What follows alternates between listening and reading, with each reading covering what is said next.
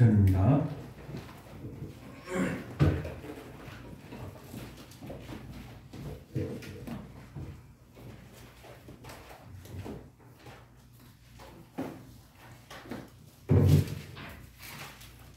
네, 한 절씩 교독하겠습니다.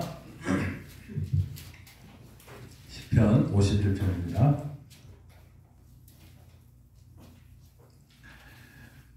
하나님이여, 주의 인자를 따라 내게 은혜를 베푸시며 주의 많은 긍휼을 따라 내 죄악을 지워 주소서. 나의 죄악을 말하게 씻으시며 나의 죄를 깨끗이 제하소서. 물은 나는 내 죄가를 아오니 내 죄가 항상 내 앞에 있나이다.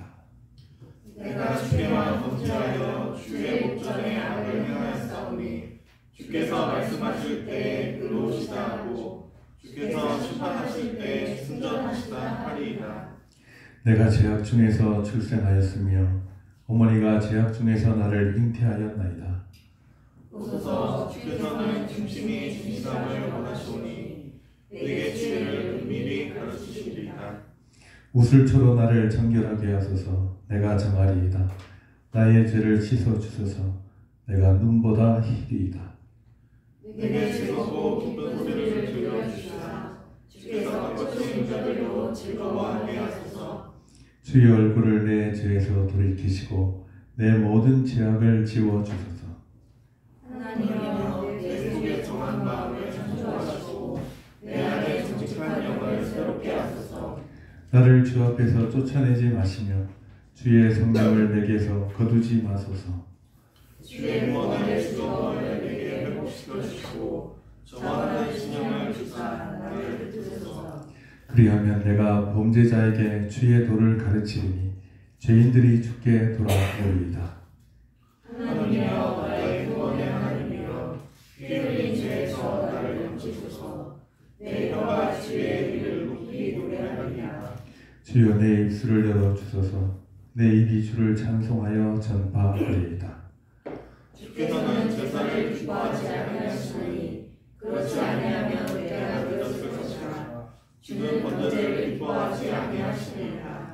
주님께서 구하시는 제사는 상한 심령이라. 하나님이여, 상하고 통회하는 마음을 주께서 멸시하지 아니하시리이다.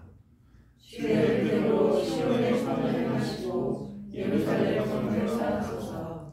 그때 주께서 의로운 제사와 번제와 온전한 번제를 기뻐하시리니 그때 그들이 수소를 주의 제단에 드리리이다. 아멘.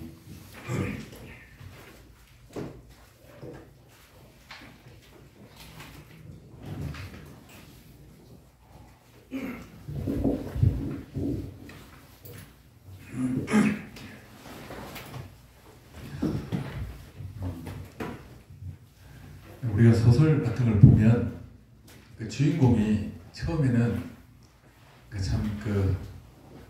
무명의 소년이기도 하고 또 이 시골 벽지에 박혀 사는 아주 초라한 사람이었다가 이야기가 전개되면 점점 이 사람들이 이 삶 성장하고 또 큰 일을 이루어 나가고 고난을 견디면서 이제 영광을 받는, 그게 이제 보통 우리가 알고 있는 사람들의 또 우리가 또 기대하는 사람들의 이야기입니다. 그런데 이 다윗의 삶을 보면 사실 그 반대예요. 그러니까 이 성경은 이게 우리의 생각과 반대된다 꼭 그렇게만 말할 것이 아니라 어떤 의미에서는 진실하다,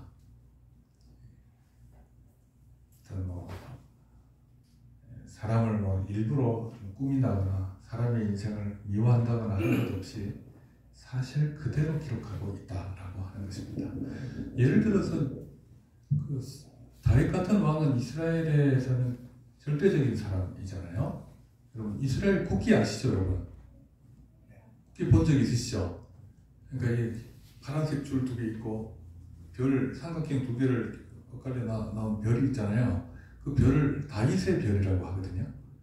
그러니까 이제 이스라엘 국가의 정체성에 다윗은 굉장히 중요한 사람이거든요.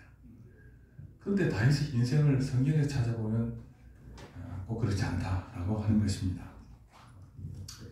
자, 그러면 다윗은 자신의 인생 초기에 매우 영웅적인 모습을 보입니다. 그래서 거대한 적장 골리앗과 싸움에서 그를 쳐 죽이죠. 영웅적입니다. 돌멩이, 돌팔매, 이게 돌 있잖아요. 이게 사실은 그 역사를 찾아보면 이게 전쟁 무기였다고 해요. 그럼 이제 고대 벽화 같은 거 보면 이게 돌팔매 돌리는 부대가 있어요. 그 그림을 보면. 무기긴 해요. 근데 이제 그 다윗의 연륜이나 또 몸의 이제 어떤 크기나 이런 것과 골리앗을 비교했을 때는 상대가 안 되죠. 완력이나. 근데 하나님께서 다윗을 통해 가지고 골리앗을 쓰러뜨립니다. 그렇게 해서 이제 이스라엘을 구했고, 그 다음에 그 이후의 삶은 또 사울의 시기를 받아가지고 계속적인 그 죽이려고 하는, 사울이 그를 죽이려고 하는 추격 속에서 이제 쫓겨다닙니다. 그러다가 극적으로 이스라엘의 왕이 됐고, 그 다음에 이스라엘의 수도를 예루살렘을 점령해가지고 거기에 수도를 만들고, 말하자면 이제 왕의 도성을 세우게 되죠. 그래서 거기서 이제 다윗은 자기는 왕궁에 사는데 이제 하나님을 예배하는 처소는 그 성막, 텐트니까, 성막 속에 있으니까 하나님께 제가 하나님 주님을 위해 제가 집을 지어드리겠습니다. 드리고 싶습니다. 저는 왕궁에 사는데 하나님께서는 텐트에 거하시는군요. 이렇게 말합니다. 그러니까 하나님께서 네가 나를 위해 집을 지어주겠느냐? 이렇게 물어봅니다. 그러니까 이게 지어줄 수 있냐? 이걸 물어본 게 아니라 사실은 네가 나를 위해 집을 짓겠다고? 이제 이런 뉘앙스죠. 그러고 나서 하나님께서는 오히려 눈에 보이는 성전은 이제 네 아들이 짓겠지만 눈에 보이지 않는 영원한 성전인 예수 그리스도가 너희 후손 가운데 나오게 될 것이다 하는 언약을 세워주십니다. 이걸 뭐라고 그러냐면 다윗 언약이라고 하죠. 다윗 언약. 근데 이건 비단 다윗에게만 주신 약속이 아니라 사실 우리에게도 적용되는 언약입니다. 그 메시아가 예수 그리스도시니까요. 우리의 모든 죄를 구원하실 그리스도께서 오실 것이다 하는 약속을 주십니다. 그런데 다윗의 인생은 오히려 시간이 갈수록 오르막길 칩니다. 우리가 지금 살펴보고 있는 시편에서 나오듯이 밧세바와 동침하고 그를 은폐하기 위해서 우리아를 살해하고, 그로 인해 그의 인생은 순식간에 추락합니다. 그래서 하나님께서 내린 저주에 따라 나중에 자기 자식들끼리 서로 죽여요. 그 다음에 이제 압살롬이 반역을 일으키니까 그는 쫓기는 몸이 됩니다. 압살롬이 백주 대낮에 그 다윗의 첩보를 범하는 끔찍한 일이 일어납니다. 그러니까 하나님께서 미리 저주하신 내용이거든요. 그는 절정을 향해 나가는 것이 아니라 절정에서 곤두박질 추락하는 인생을 경험하고 있는 것입니다. 그런데 그의 인생 자체가 몰락한 것은 아니었습니다. 그는 시간이 갈수록 인간의 추악함을 절실히 깨달았고, 오직 하나님께 나아가는 것만이 참된 삶임을 발견했습니다. 그래서 그는 이제 시편을 많이 적었는데, 그 시편에는 선지자로서의 다윗의 그 말과 그 예언들이 기록되는 것이죠. 자, 이런 다윗의 삶은 우리 인생에 일반적으로 일어나는 삶이기도 합니다. 그는 그의 죄악으로 인해 죄에 대하여 그리고 회개에 대하여 어떤 사람보다 깊이 깨달았던 사람입니다. 그래서 다윗은 우리가 지금 보고 있는 시편 51편뿐만 아니라 시편 32편에도 보면 그 죄악 가운데 있을 때 어떤 일이 일어났으며 회개할 때 어떤 일이 일어났는가 하는 것에 대해서 아주 실감나게 적고 있습니다. 한번 보시죠. 32편. 허물의 사함을 받고 자신의 죄가 가려진 자는 복이 있도다. 마음에 간사함이 없고 여호와께 정죄를 당하지 아니한 자는 복이 있도다. 내가 입을 열지 아니할 때에, 이 말은 이제 회개하지 않았다는 거예요. 입을 열지 아니할 때에 종일 신음함으로 내 뼈가 새하였도다. 주의 손이 주야로 나를 누르시오니 내 진액이 빠져서 여름 가뭄의 마름같이 되었나이다. 내가 이르기를 내 허물을 여호와께 자복하리라 하고 주께 내 죄를 아뢰고 내 죄악을 숨기지 아니하였더니 곧 주께서 내 죄악을 사하셨나이다. 이로 말미암아 모든 경건한 자는 주를 만날 기회를 얻어서 주께 기도할지라. 진실로 홍수가 범람할지라도 그에게 미치지 못하리라. 주는 나의 은신처이오니 환난에서 나를 보호하시고 구원의 노래로 나를 두르시리이다. 내가 내 갈 길을 가르쳐 보이고 너를 주목하여 훈계하리로다. 너희는 무지한 말과 노새같이 되지 말지어다. 그것들은 제갈과 굴레로 단속하지 아니하면 너희에게 가까이 가지 아니하리로다. 악인에게는 많은 슬픔이 있으나 여호와를 신뢰하는 자에게는 인자하심이 두루리로다. 너희 의인들아 여호와를 기뻐하며 즐거워할지어다. 마음이 정직한 너희들아 다 즐거이 외칠지어다. 회개하지 않을 때에 하나님께서 그를 눌러서 여름 가물의 마름같이 시한 말로 말라가지고 고통스럽고 절망적이고 희망이 보이지 않는 그런 삶을 경험한 것이죠.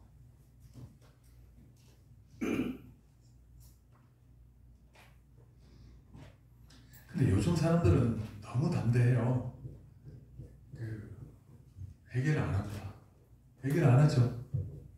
두려움이 없죠. 하나님에 대한 두려움이. 그러니까 그 자체가 어쩌면 굉장히 위험하고 또 하나님의 저주라고도 볼 수 있어요.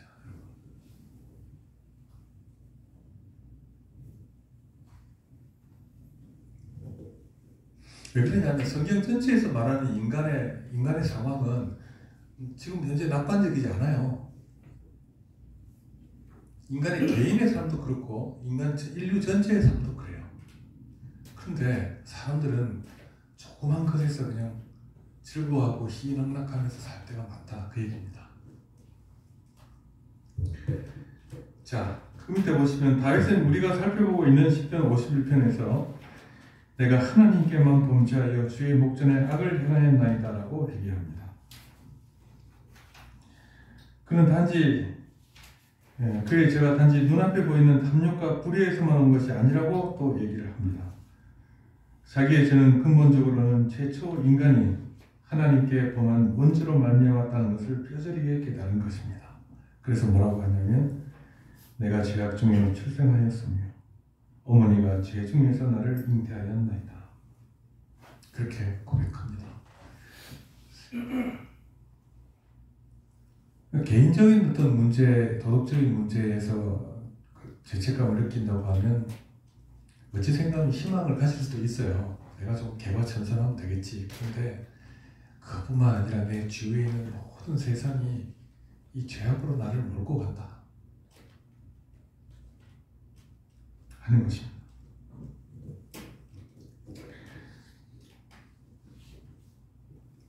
자신 안에 하나님의 통치를 벗어나오자 하는 마음이 늘 존재하고 또 하나님의 율법의 기준에서 일탈을 항상 일삼고 그 결과 현실 세계 속에서 아주 스스럼 없이 지독한 죄악들을 저지른다 라고 이제 다윗은 얘기하는 것입니다.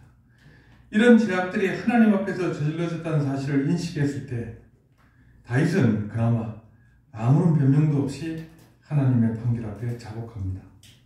주께서 말씀하실 때 의로우시다 하고 주께서 심판하실 때 온전하시다 하리이다. 주님은 옳습니다. 내가 죄인입니다.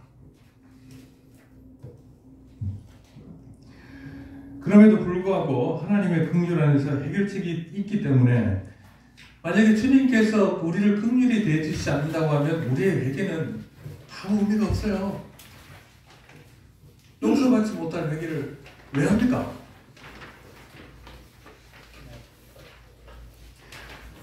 그래서 이제 오늘 계속해서 다윗의 시편을 보려고 하는데, 오늘 51편 6절부터 6절, 7절을 같이 한번 읽어보시겠습니다. 자, 시작. 보소서, 주께서는 중심이 진실함을 원하시니 내게 지혜를 은밀히 가르치시리이다. 우슬초로 나를 정결하게 하소서. 내가 정하리이다. 나의 죄를 씻어 주소서. 내가 눈보다 희리이다. 마음 중심에서 이제 다윗은 죄를 고백하고 하나님께서 그걸 원하신다고 합니다. 자신의 죄성을 고백한 다윗은 하나님 안에서 희망을 발견합니다. 그리고 구체적인 용서를 구하는 기도를 드리는데, 주께서는 중심의 신실을 원하시오니 그렇게 기도를 합니다. 여기서 중심이라는 것은 마음 깊은 곳이에요. 다윗이 처음 자기의 중심을 봤을 때는 어떠하냐면, 모든 불의와 죄악성을 가지고 있는 자기의 중심을 본 것입니다.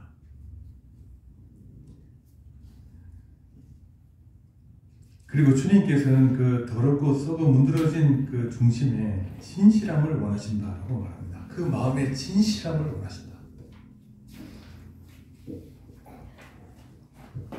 진실함이라고 하는 건요, 여러분, 생각과 행동이 불일치 않은 위선적인 모습이 아니라 생각과 행동이 일치하는 그 정직하고 진실한 모습을 말하는 것입니다. 그러니까 여러분, 말과 행동이 일치하는 삶, 그걸 원하시는 거예요. 아유, 저는 이 설교 준비하면서 얼마나 저도 저 자신이 말 다르고 행동 다르고 할지 모릅니다. 근데 여러분, 우리 이제 죄성 때문에 그렇다고 하더라도, 그러면서 우리가 꾸역꾸역 잘 사는 이유는 뭐냐면 그런 거예요. 또 남 탓할 건 아니지만 주위의 환경이 또 그래요. 오히려 여기 말한 대로 진실한 삶을 살려고 하는 사람은 고난을 받아요.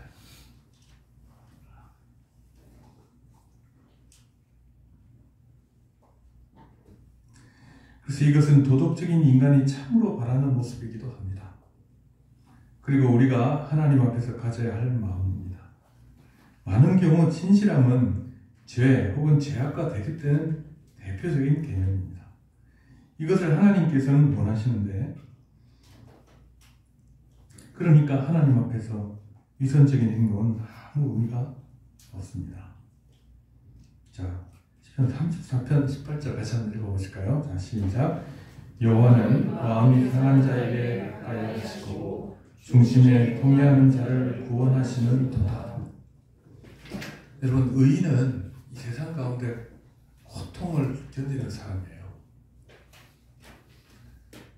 사회적인 압박뿐만 아니라 자기의 죄성과도 싸우는 사람이죠. 얼마나 진실하게 사는 것이 힘듭니다. 자, 그래서 다윗은 하나님께서 원하는 것이 바로 이 진실한 삶, 마음 중심의 변화이기 때문에, 그래서 하나님께서는 지혜를 은밀히 가르치실 것이다, 그렇게 말합니다.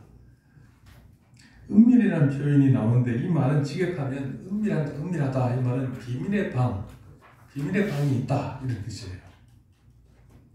모든 것이 닫혀 있어서 빛이 들지 않는 어둡고 음침한 방에 하나님께서는 지혜의 빛을 비춰주십니다.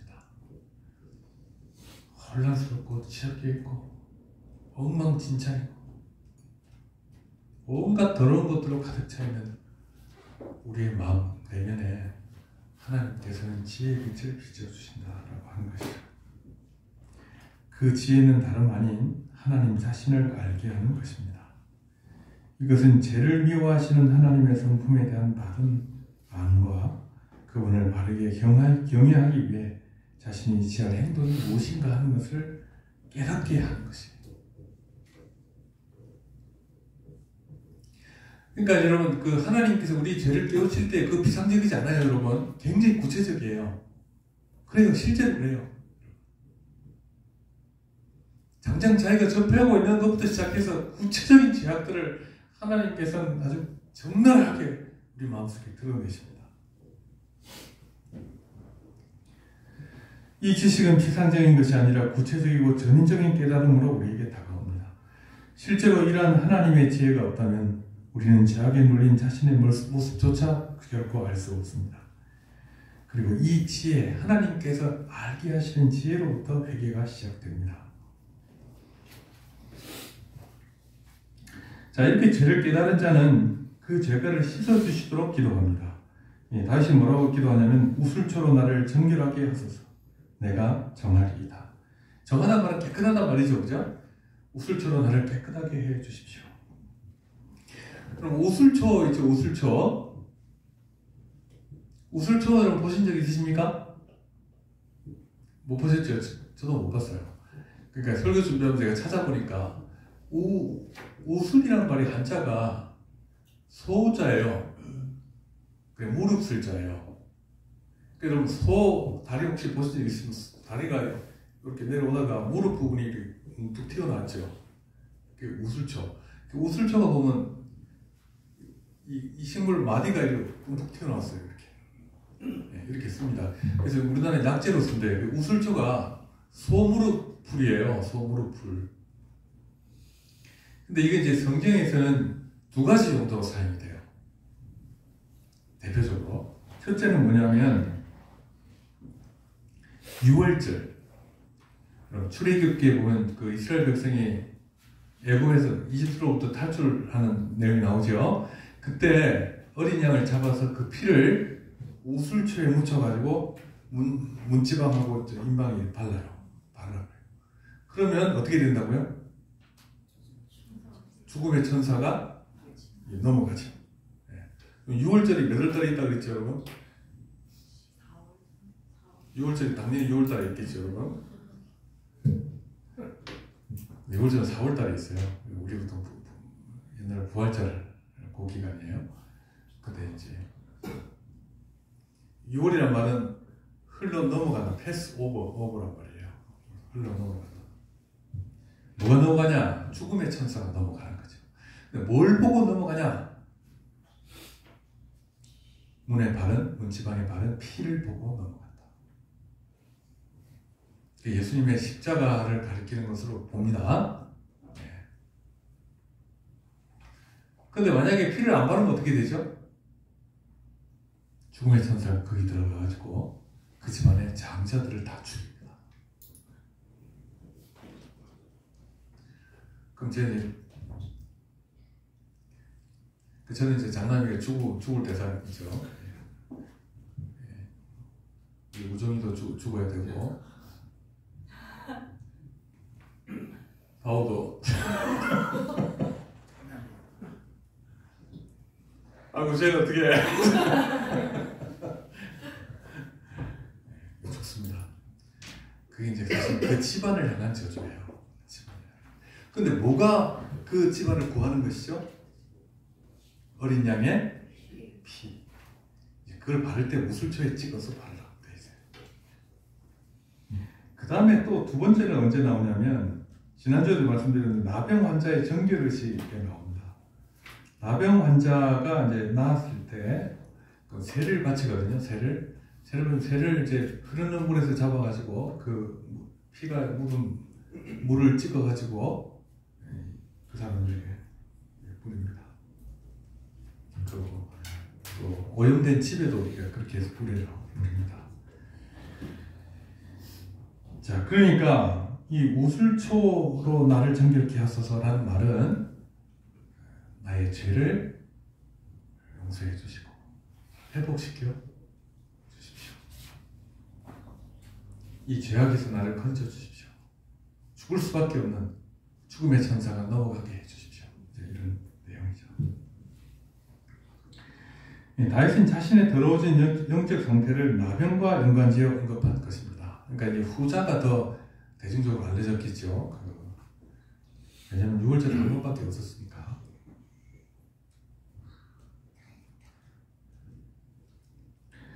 나병은 죄의 증상과 흡사합니다. 나병으로 인해 온몸에 신경이 무감각해지듯이, 여러분 나병에 걸리면요 손이 썩어 문드러지죠. 그죠? 그 왜 문드러지는지 아십니까? 감각이 없어서. 그렇죠. 감각이 없어 뜨거운 거 막 만져요. 그 뜨거운 줄 몰라. 그 지나가다 막 날카로운데 부딪혀도 몰라요. 그러니까 그게 이제 썩어지는 것이요. 눈도 상하고 감각이 점점 죽어가는 거죠. 나병으로 인해 온몸의 신경이 무감각해지듯이 죄를 범한 심령도 죄의 무서움과 하나님의 징벌에 대해 무감각해지는 것입니다. 여러분이 뭐 나병에 걸렸다고 얘기를 하지 않겠습니다만 우리가 죄에 대해서 무감각하다는 것은 정말 우리가 나병에 걸린 거예요. 영적으로.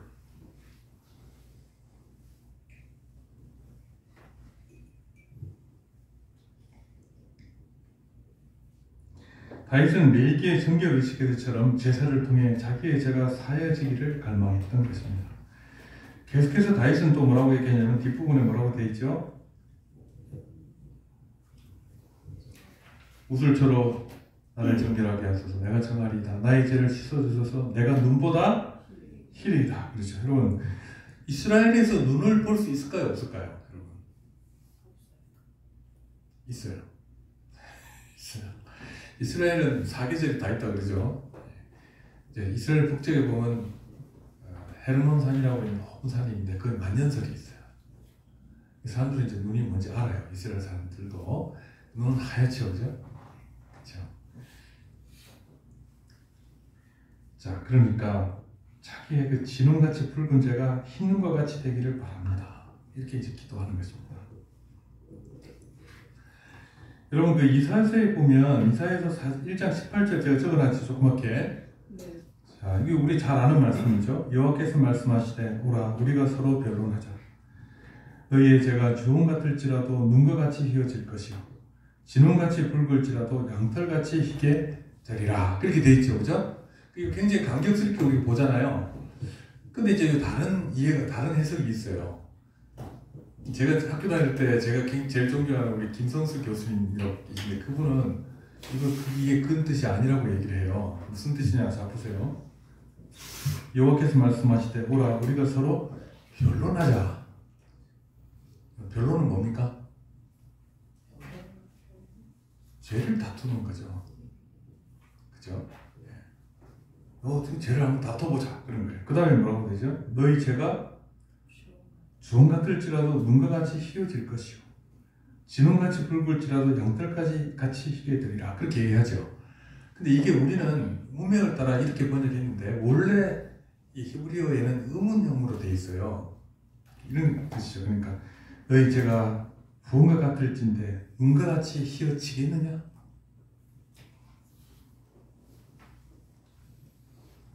진홍같이 이제 붉은데 양털까지 희게 되겠느냐? 이렇게 물어보는 거예요. 사람의 죄가 사람이 스스로 이 죄를 해결할 수 있겠느냐? 그런 거예요.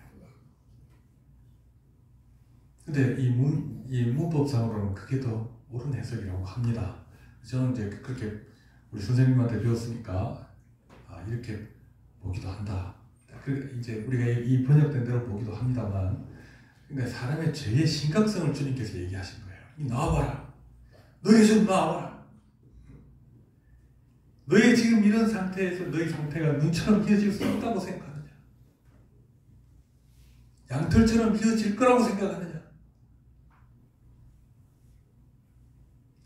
그러니까 우리의 삶에 있어서 그런 거예요. 여러분, 너희들의 삶이 정말 눈처럼 희어질 수 있다고 낙관적으로 생각하는데 정말 그렇느냐?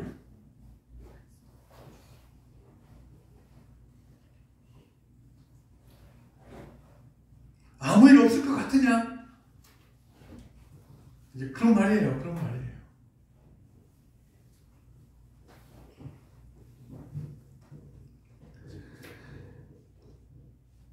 그러니까 이제 이 다윗은 뭐라 하죠? 우슬초로 나를 정결하게 해주십시오. 뭘 염두에 둔 것이냐면 제사를 염두에 둔 것이에요. 제사는 예수 그리스도의 대속을 의미하죠. 그러니까 주님께서 우리를 깨끗하게 해주시지 않으면 우리는 못한다. 죄를 깨닫지도 못한다.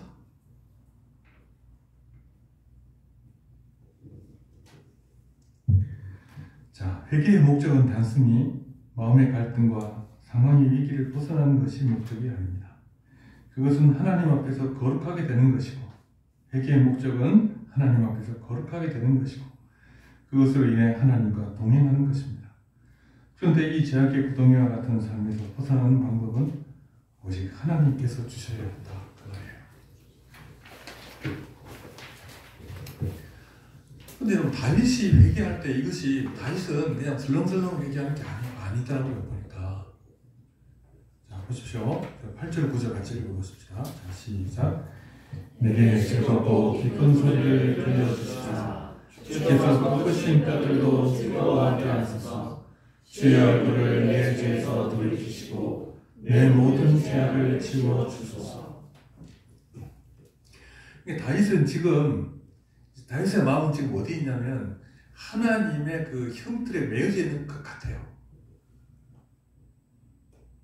죄에 대한 대가를 이제 받고 있는 것 같아요.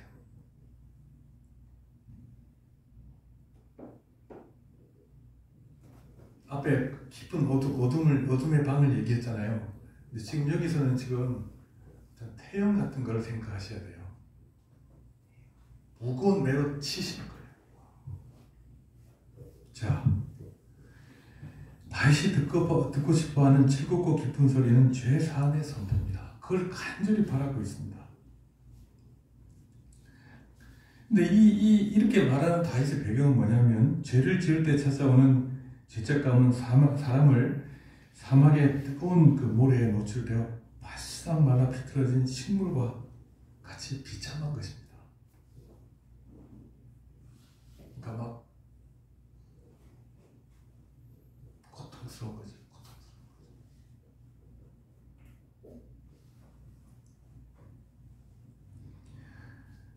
아까 읽은 말씀에 주의 손이 주야로 나를 누르시오니 내 진액이 빠져서 여름 가뭄에 마름같이 되었나이다.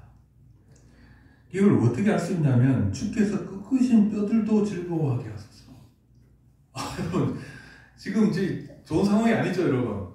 뼈가 꺾어지는 걸 뭐라고 하냐면 골절이라고 하잖아요. 네. 뼈 부러져 보신 적 있어요, 여러분? 저밖에 없군요. 저 팔이 2번 부러졌어요. 네. 근데 뼈는 통증이 없다고 하는데 그런 것 같더라고요. 근데 뼈가 부러지면 옆에 근육들이 다 상해가지고 부어올라요. 제가 부러져가지고 이거 튀어나왔어요, 뼈가.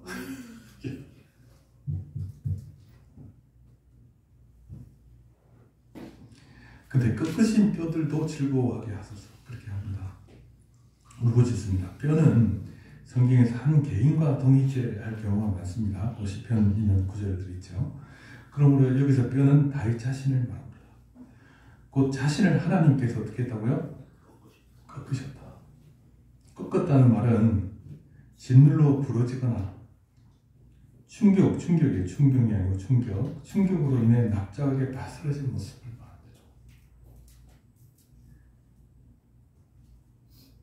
발목 같은 게 기계에 빨려 들어가면 바스러지죠.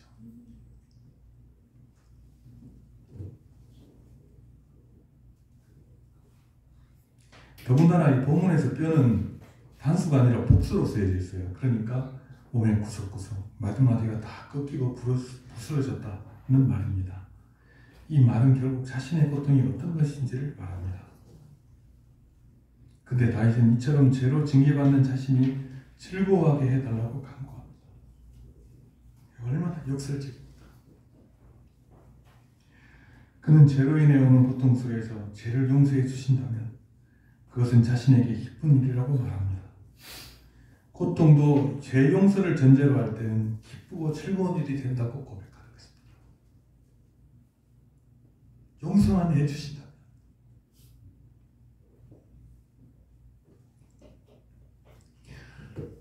그 다음에 영적으로도 고통 속에 있어요. 자, 그 뒤에 뭐라고 9절 한번 읽어보십시오. 다시 한번 시작. 주의 얼굴을 내 죄에서 돌이키시고 내 모든 죄악을 지워주소서. 주님의 얼굴이 자신을 장하고 있는 것은 이 구약적 표현으로 좋은 표현이에요? 나쁜 표현이에요? 좋은 표현이에요.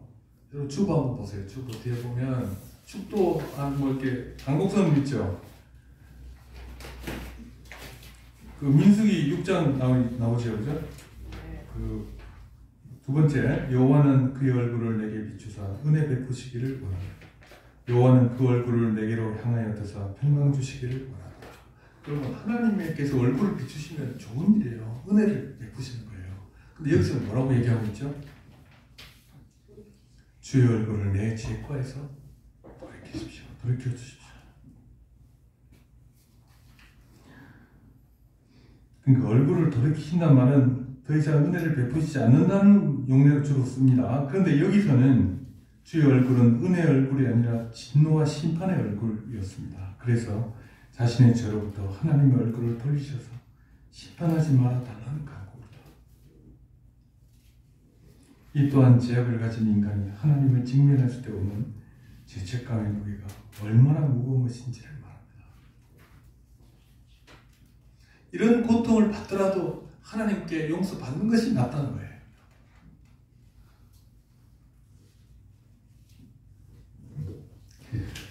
자, 그런데 우리 시대는 죄보다는 죄책감 자체를 악으로 여깁니다. 죄책감은 왜 생기는 것이죠? 죄를 지었으니까 책임감을 느끼는 거죠. 그렇죠? 나 때문에 그래. 내 탓이야. 이렇게 생각하는 것이죠. 근데 요즘 우리 시대는 죄책감 자체를 악으로 여기고 이 병리의 현상을 어떻게 해소할 것인가에 집중합니다. 그래서 정작 중요한 죄가 아니고 죄책감을 없애는 일입니다. 죄를 없애는 게 아니라 죄책감을 없애는 거예요. 그래서 상담을 받으라고 하죠, 여러분. 제가 우리 구글에서 제공하는 AI 있잖아요. 제가 검색해봤어요.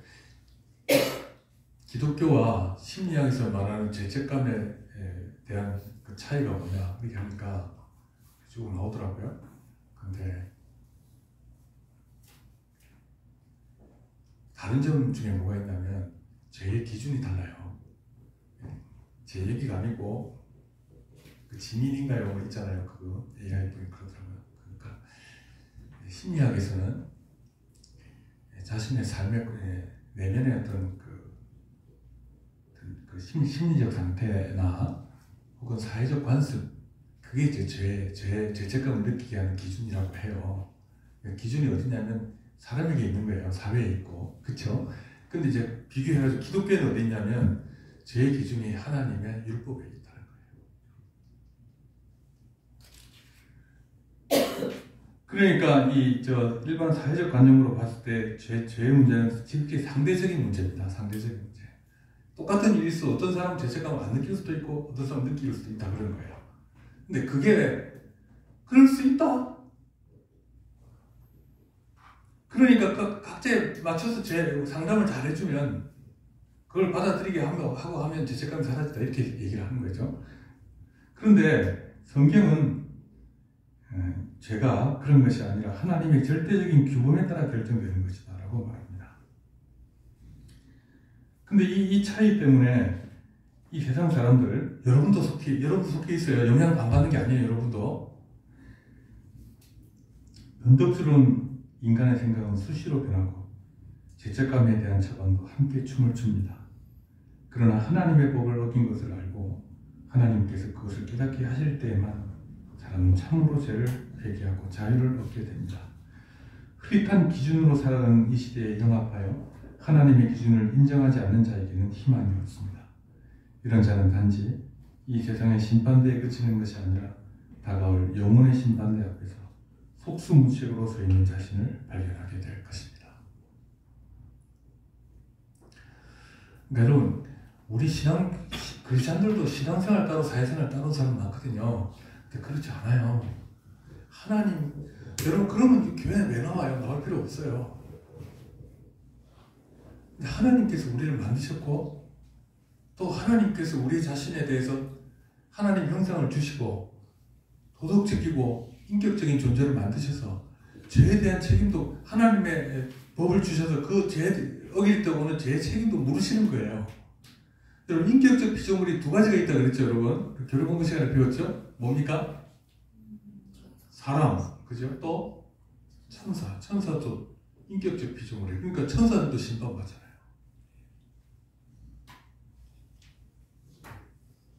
그러니까 여러분, 우리의 죄의 문제는 하나님 안에서 해결될 수 있어요. 근데 감사하게도 하나님은 우리에게 긍휼로 대하시는 분이시란 말이에요. 그래서 여러분 51편 10절 같이 한번 읽어보십시다. 자, 시작. 하나님이여 내 속에 정한 마음을 창조하시고 내 안에 정직한 영을 새롭게 하소서. 다윗은 죄악의 상황 너머의 일을 내다봅니다. 그는 자신의 심령을 갱신해 주시기를 하나님께 간구합니다. 그는 회개와 그 이후의 일들에 대해서 구체적으로 구합니다. 하나님이여 내 속에 정한 마음을 창조하시고, 자 여러분, 하나님이여 내 속에 정한 마음을 창조하시고 이렇게 돼 있죠, 그죠? 네. 자 여기 이제 여호와라고 부르지 않고 하나님이라고 부르죠. 예, 보통 하나님이라고 부를 때는 창조주 하나님, 주권자 하나님 그런 의미로 쓸 때 하나님, 엘로힘이란 말을 씁니다. 창세기 1장에도 태초에 여호와께서 천지를 창조하시고 그리 안 하고 태초에 하나님, 엘로힘, 하나님께서 천지를 창조하셨다. 그렇게 얘기하죠. 그러니까 여기서 다윗은 하나님이라고 이제 하나님의 이름을 부릅니다. 그리고 나서 창조하시고라는 말은 창세기 1장에 마라시트라고 해요. 마라라고 해요. 마라. 창조라는 뜻이에요. 그러니까 다윗은 이걸 의도적으로 사용했는데 이 단어들은 창세기 1장 1절에 나오는 단어들입니다. 그러므로 사람의 마음에 정한 마음을 창조하시는 것은 무에서 유를 창조하시는 것과 같은 의미라는 말입니다. 이것은 죄 용서와 중생에 있어서도 사람이 죄를 용서받고 새로운 삶을 살 수 있는 근거가 인간에게는 없다는 거예요. 자신에게는 전혀 발견할 수 없다는 것입니다. 이렇게 다윗은 자신의 사죄와 새로운 삶의 가능성은 자신 안에서 나오는 것이 아님을 시인합니다. 즉 본성적으로 죄인이기 때문입니다. 자신은. 따라서 사람이 구원을 받는다는 것은 오직 천지를 창조하신 하나님의 권능으로 이루어질 수 있는 일이다 라고 하는 것을 말하는 것이죠. 마음을 새롭게 창조하는 역사는 다윗만 아니라 하나님 아담의 죄성을 안고 태어난 모든 인류에게 필요한 것입니다. 자, 그래서 여러분 선지자들도 바로 이 시편과 아주 유사한 예언을 했어요. 여기 보면 누구죠? 에스겔이죠. 같이 한번 읽어보겠습니다. 파란색 글씨죠. 자, 시작. 맑은 물을 너희에게 뿌려서 너희로 정결하게 하되 곧 너희 모든 더러운 것에서 모든 우상 숭배에서 너희를 정결하게 할 것이며 또 새 영을 너희 속에 두고 새 마음을 너희에게 주되 너희 육신에서 굳은 마음을 제거하고 부드러운 마음을 줄 것이며 또 내 영을 너희 속에 두어 너희로 내 율례를 행하게 하리니 너희가 내 규례를 지켜 행하였지라. 뭐가 있어야 되죠? 하나님의 영이 우리 가운데 있어야 되는 거예요. 그 크리스찬들, 신자들에게는 뭐가 있죠? 성령께서 우리의 몸을 전으로 삼으신다는 것이에요.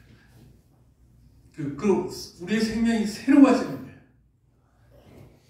그래서 그걸 중생이라고 하죠. 중생. 거듭남. 다시 난 거라고 해요. 새로운 생명이 주어졌다는 걸 말하는 거예요.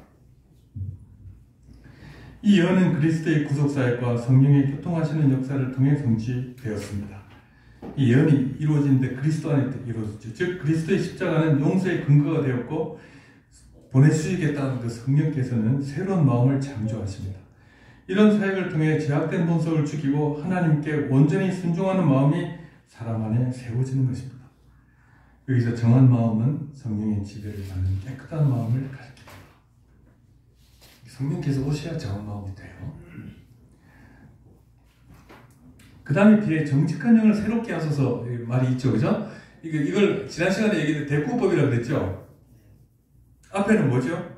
내 속에 정한 마음을 창조하시고 정한 마음을 창조하시고, 그죠? 그것이 뒷부분에 뭐라고 얘기하죠? 정직한 영을 새롭게 해주십시오. 이렇게 함으로 구원을 창조하시는 하나님의 사역을 더 풍성하게 이제 표현하고 있습니다.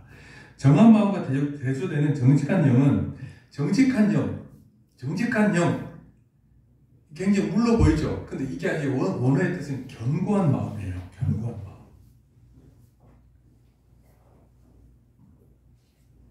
그러므로 정직한 영은 상반절에서 창조된 정직한 마음을 굳게 지켜나갈 수 없는 흔들림 없는 마음을 가르칩니다. 새롭게 하소서는 건물을 다시 짓는 것을 말합니다. 그러므로 다윗의 기도 제목은 정결한 마음의 상태를 지속적으로 흔들림 없이 유지하기를 원한다는 거예요. 하나님이여, 내 속에 정한 마음을 창조해 주십시오. 그리고 그 정직한 영을 새롭게 해 주십시오.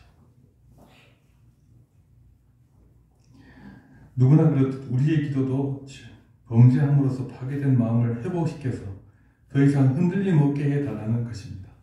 그러므로 단순히 당면한 범죄에 대한 징벌과 이로 인한 수치를 면하게 해달라는 것은 회개의 궁극적인 목표가 될 수 없습니다.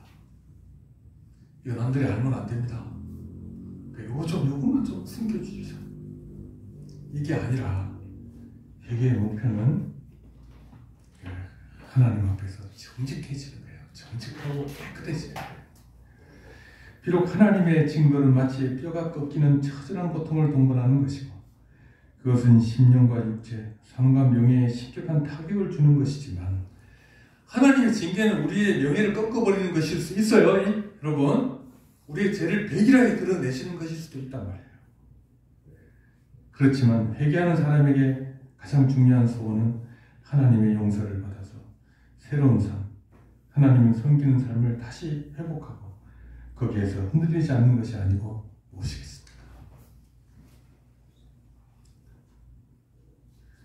하나님께서 긍휼해 주시면 우리 죄가 좀 안 드러나면 좋겠죠, 그죠? 예? 네, 요즘 보니까 좀 드러나도 번번스럽게 번번스럽게 그러고 다니는 사람들 많더라고요. 자, 이제 말씀을 맺으려고 합니다. 자, 신약 성경 요한복음 3장에 보면 예수님께서는 한밤중에 자신을 찾아온 니고데모에게 진실로 내게 이르노니 사람이 거듭나지 아니하면 하나님 나라를 볼 수 없느니라라고 말씀하셨습니다. 거듭나지 않으면, 거듭난다는 게 뭐라고 그랬지 아까? 새로운 생명을 받지 않으면. 그러자 니고데모는 사람이 늙으면 어떻게 날 수 있사옵나이까? 두 번째 모태에 들어갔다가 날 수 있사옵나이까? 라고 반문했습니다.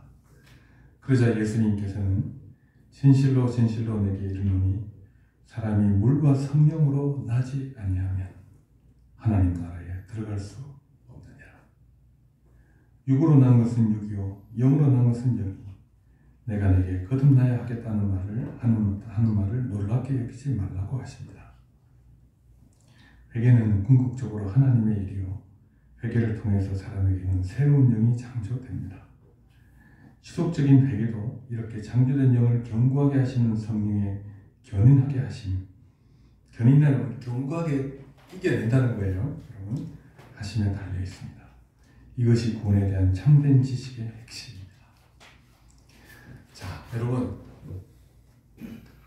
믿으시죠? 믿는 분이시죠? 네. 그러면 여러분 안에 뭐가 있다고 믿습니까? 성령. 새로운 생명이 있죠, 여러분. 그럼 여러분, 회개라고 하는 것은 뭐죠? 그 성령께서 우리의 죄를 깨닫게 하시고 우리가 그 안에서 회개함으로 하나님 앞에 나아가고 또 거기서 뭘 보는 것이죠? 하나님의 긍휼하심을 보는 거예요.